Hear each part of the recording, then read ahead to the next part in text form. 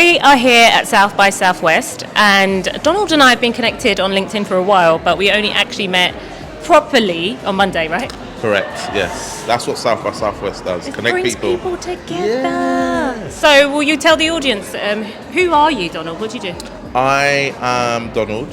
I wear a number of different hats. Yeah. Ex-CEO of the Stephen Lawrence Day Foundation. I'm now the CEO of, interim CEO of another organisation called Ever Future Foundation.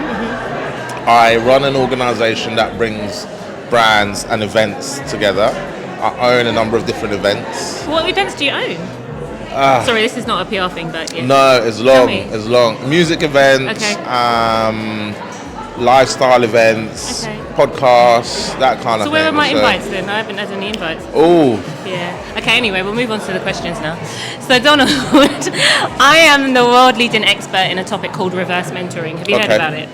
I've heard about reverse mentoring, yeah. Okay, have you ever participated in it? No. Okay. But I have put kids together at the foundation that get mentored by doctors and surgeons from Great Ormond Street. Okay. And the idea is that the doctors and surgeons get to experience a different world that the children from underrepresented communities who have an interest in healthcare are experiencing as well. So they get to understand how their world operates, how they work, what kind of questions they're looking at, and it's actually really interesting to see play out. Okay, I love kids because they've just got no filter. Oh, they've got no filter. And the thing is, you learn a lot from kids, right? We like to think we're teaching kids, but they teach us more than we teach them. So. Amazing, right? So you've seen it. So tell me, we've been here for 3 days now, and what is the thing that you are the most curious about? How people choose the topics of all the conversations that are being had. So the organisers, you mean, or just generally the organisers, the panelists? Yeah. Because I imagine the panelists would have had some involvement, and the curators, the organisers, everyone. Yeah. What makes them think those topics are interesting? Okay, so I'll tell you what happened with my. Let's give you a background. So my topic is about like the new era of leadership, and it's about reverse mentoring. And when I was pulling together the proposal, I thought, I get on stages all the time and talk about reverse mentoring, but it's pretty boring hearing my voice. Yeah. And also people are like, you're selling it. Yeah, and I'm like, okay, maybe. But actually what's more powerful is people who have experienced it and their stories. So I have the CEO for British Airways, the former CEO of Dentsu, and a Financial Times journalist. So the journalist is the interrogator. She's going to moderate it, and then she's going to interrogate all of us in regards to like, why is it just like a tick box exercise? Is it just something new that's come along? Like, what are the real roots and what are the real changes that come from it? And I think I've seen from some of the panels, it's not just like, oh, okay, let's like sell our products, but it's like, let's have a real conversation about it, because I think through real conversation and real challenge, that's when we're really going to make a difference. Okay, and so what are you, if you were to go back in time and ask your 8-year-old, like give some advice to your 8-year-old self, what would that advice be? Be fearless. Be fearless. Were you fearful? I was very fearful. Really? Yeah, expectation. I think as you grow up in an era that we all grew up in, I say we all grew up in. Yeah, listen. It depends how many we are all. But you are taught to live within a certain boundary, right? Go to school, get your degrees, do this, do that, do this. Buy a house, create that security. But actually, if I said just do what you feel like doing, achieve what you want to achieve, and that is excellence for you. Because we've got this measurement of excellence that we have assimilated to, which has a Eurocentric lens to it, rather than having an excellence that's deep within us. Whatever we achieve is within our excellence, a very subjective excellence. So for me, I tell my kids all the time, all 6 of them, be fearless. You got 6 kids? Yeah. Oh my gosh! Yeah. Wow. Okay. Yeah, I've got an amazing wife.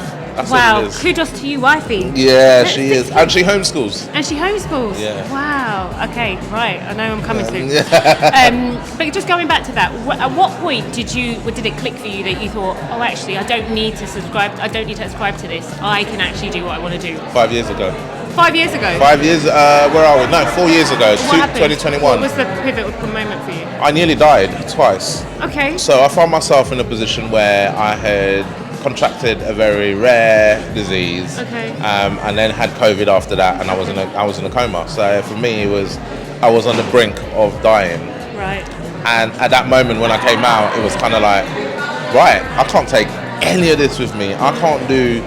Once you're dead, you're done. It's done. It's done. You can't get buried with a car, with a watch, with you, let alone even the clothes that you get buried with. People will buy that for you and put you in, and you like they can buy you some. It doesn't matter then. So for me, it was kind of like just get it done. Amazing. Be fearless. And what's interesting is it's taken me that long coming from a corporate sector where you're successful, you achieve everything, then you kind of think that's it. That's what success looks like. You bought the house, you've got married, you've had a car, you've got six. I mean, come on. You had it all. You're feeding the kids, and they all look good. You all look well put together. You know, like I like to see my family as like. You know what? That is excellent. Yeah, that's what you think the accoutrements of success is. Yeah. But then when something like that happens to you, it kind of makes you rethink. Actually, what is success? Success is actually finding peace in what you do and being fearless to find that peace. For me, that's exactly what that success is. So, when we okay, I was going to ask you what you would say to your 80-year-old self, but you just kind of answered that. But I'm going to give you a wild card. I'm going to give you the opportunity to ask me a question. What is the one thing you regret not achieving?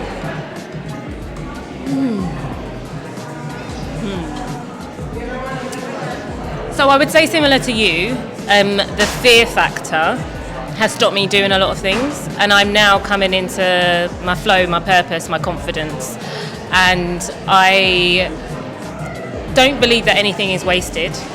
And so there are things that I just constantly push myself out of my boundaries to do a bit more. So it might be like so for people who don't know, I am a chartered accountant by trade. Okay, right. And I've done commercial strategy, so picked a very safe career, and now I'm doing my own thing. And so every day I kind of get up and I know that I have to push myself more and more out of my comfort zone, and also recognize that people don't really care.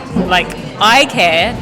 My reputation, but if I try something and it doesn't work, it's fine. I had a massive fear of failure growing up. My parents absolutely love and adore me. There was no pressure from them, but I just felt this innate thing that to fail would be awful. And now as an entrepreneur, as you know, if we fail and something doesn't work, it means we're trying something, right? So exactly. Right? So I would say I've held myself back by fear and probably just given too much weight to other people's opinions. But what has that journey been? Second question. Okay, go on. Okay, right, go on. What has that journey been for you, and what was the biggest pivotal moment? Yeah, not even the pivotal moment, because we all have that eureka moment, right? I'm talking about that process. Ooh, what has that that's a whole been podcast. For you? Yeah. I would say when you get to a certain level, so I got to finance director by the time I was 30, and I was like, okay, I'm here now. What do you mean by the time you're still 30 now? Oh yeah. But I was like, okay, I'm here now, and I thought this, when you think, this is it, and then I got there and I was like, oh, okay. It wasn't as revolutionary as I thought it would be, and I've got 2-track minds. I've got structure and I've got people, and that's when I retrained as an exec coach, and that was the first time I gave myself permission to follow the thing I really wanted to do. I really love helping people, but I really love structure, and I really like a nice lifestyle, which is why I picked accounting and finance, right? But then I was like, actually, no, I've done that now, and I know the worst thing that can happen is, and I'm a coach, so I tell people this. So it was me looking in the mirror and me saying, actually, if I'm not willing to step out for myself, how can I be advising other people? And so that's really where it started the journey. So the coaching for other people, and then I had to just constantly hold the mirror up to myself to say, am I living in my best? Am I living more fearlessly? So literally every day I have to do something. One of my words for this year is audaciousness. I love that. So I'm trying to be a little bit more audacious every day. And how much of a part did therapy play? A big part. Okay. Yeah. That's a separate podcast. Sorry. I'm just asking that Come question. back for the second part of the podcast. We're going to have to come back to that conversation.